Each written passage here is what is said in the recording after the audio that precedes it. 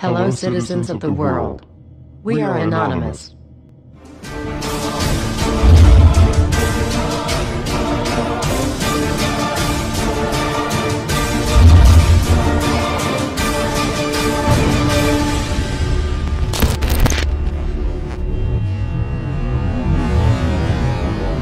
You were dismissed. You gave information to a friend so that friend could get that information into the public media. Correct. What kind of information was that? What kind of information did you give to a friend? That the Flynn conversation, that the president had asked me to let the Flynn, I mean, I'm forgetting my exact own words, but the conversation in the Oval Office. So you didn't consider your memo or your sense of that conversation to be a government document. You considered it to be somehow your own personal document that you could share with the media as you wanted to? Correct. Through a friend? I understood this to be my recollection recorded of my conversation with the president. As a private citizen, I felt free to share that. I thought it very important to get it out. Greetings world. President Trump has said that he is prepared to show a trail of leaks by James Comey that proved the former FBI director leaked classified intel to the New York Times. Comey, who was fired by Trump last May, admitted to Congress last Thursday that he was responsible for at least one leak, and now Trump's legal team are determined to investigate if there were others.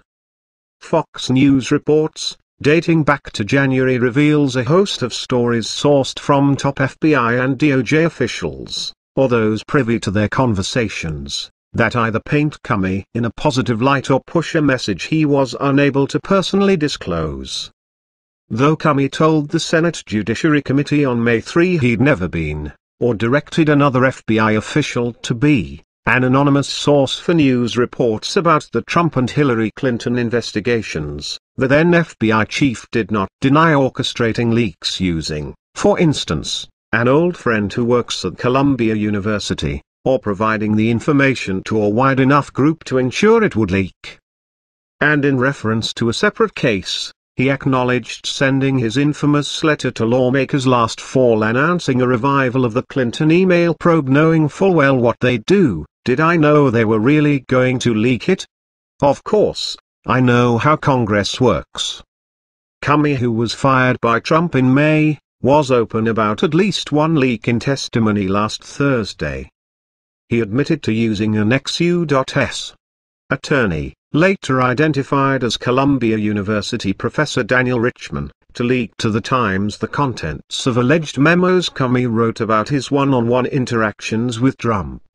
He was not asked if he had ever used Richman on other occasions. However, Richman is mentioned in 151 results in a New York Times search dating back to 1993, with 11 of those articles also featuring Comey and 6 of them being authored by Michael S.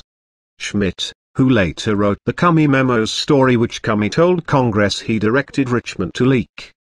Dating back to at least January 10, the Times has published confidential information related to Trump and the FBI, mostly sourced anonymously from senior officials in the FBI and DOJ.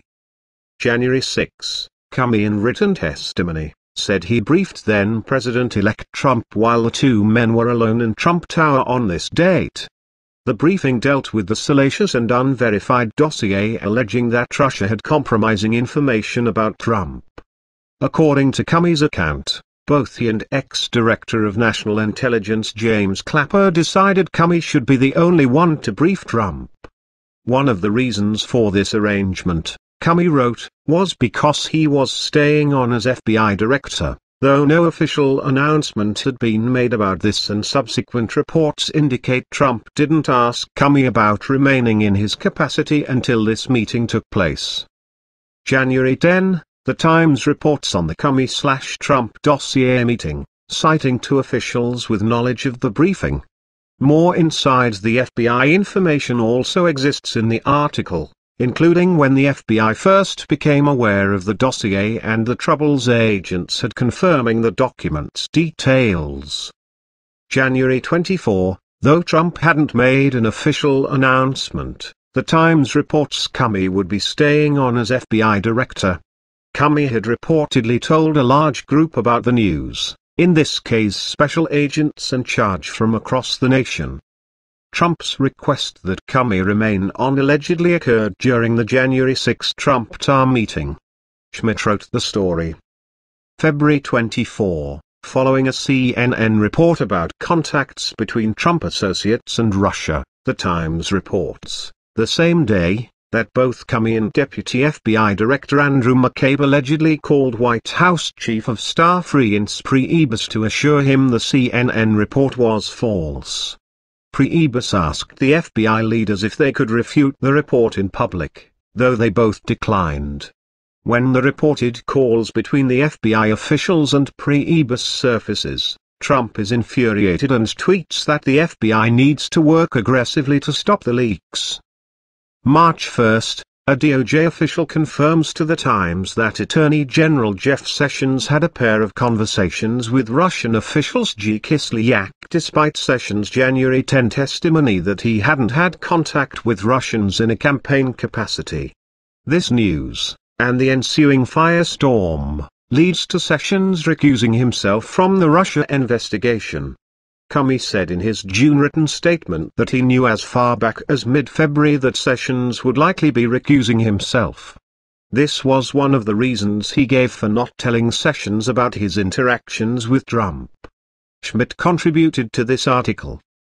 March 4, Trump infamously tweets that his phones had been tapped at Trump Tower by the Obama administration during the transition.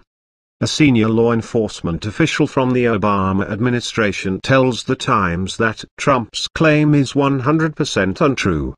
Schmidt contributed to this article.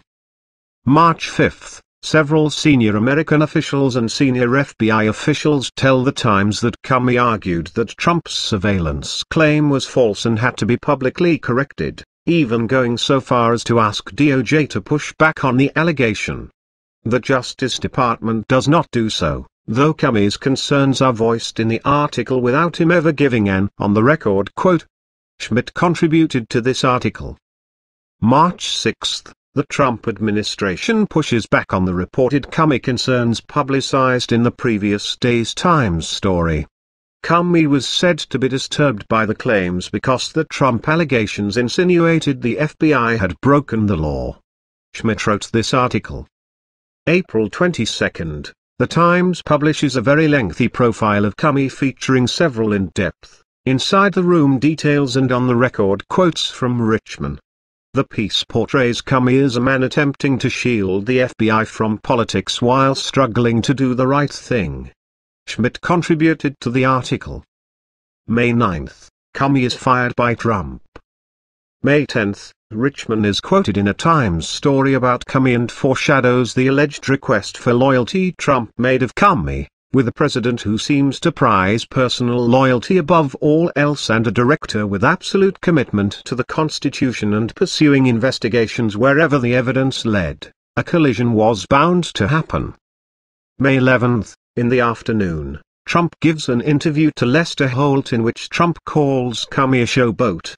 Later that night, The New York Times publishes details of an alleged dinner meeting between Trump and Comey in which Trump demanded loyalty and Comey demurred. The article, written by Schmidt, cites associates of Comey. May 12, a tweet from Trump, ostensibly sent in response to the latest Times story, suggests Comey is the source of the leak and tells him he should hope Trump doesn't have tapes of their conversations. May 16, Comey testified in June he woke up in the middle of the night and decided he needed to get his side of the story out, though most of the details were already reported in the May 11 article. That day, the story about Comey's alleged memos of the Trump meetings is reported in a New York Times story. Schmidt wrote the article. This is the only leak Comey has acknowledged some role in.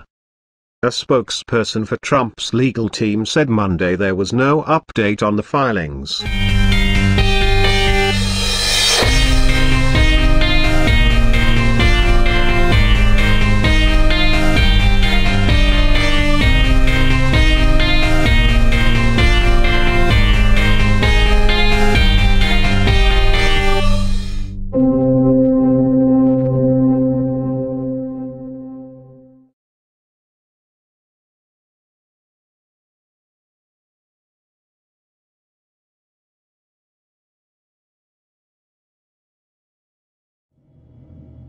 Hello, citizens of the world. We are anonymous.